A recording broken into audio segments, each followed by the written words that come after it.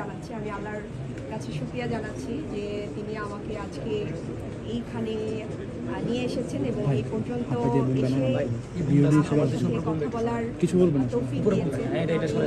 আল্লাহ রাব্বুল আলামিনের কাছে শুকরিয়া জানাচ্ছি।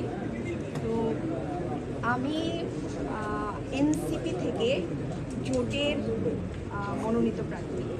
তো সেক্ষেত্রে আমি শুরুতে এনসিপির কে ধন্যবাদ জানাই, আমার দলের আহ্বায়ক এবং যারা এই সিদ্ধান্ত নিয়েছেন, সিদ্ধান্তের সাথে আছেন, তাদেরকেও ধন্যবাদ জানাই যে তারা আমাকে এই যোগ্য মনে করেছেন এবং তারা দল থেকে আমাকে মনোনয়ন দিয়েছেন।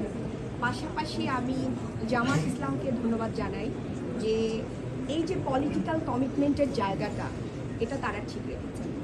একটা জোট আসলে একটা কমিটমেন্ট, সেটা দেশের স্বার্থে, জনগণের স্বার্থে আমরা একসাথে কাজ করব, এটাই আমাদের কমিটমেন্ট ছিল এবং জনকল্যাণের স্বার্থে।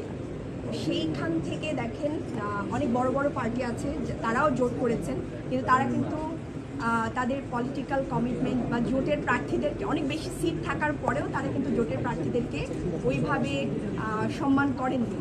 তো এই জায়গা থেকে আমি বাংলাদেশ জামাত ইসলামকে ধন্যবাদ জানাই যে তারা তাদের পলিটিক্যাল কমিটমেন্টের জায়গা ঠিক রেখেছেন।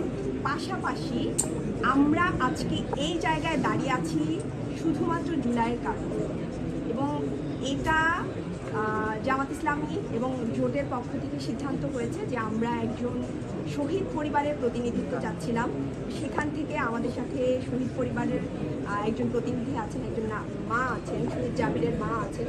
এটাও অনেক বড় একটা বিষয়, যেই জুলাইয়ের উপর দাঁড়িয়ে আমরা আজকে এইখানে দাঁড়িয়ে আছি, সেই জুলাইয়ের একজন শহীদের মা আমাদের সাথে আছেন, এটা আমাদের জন্য অনেক বড় বিষয়।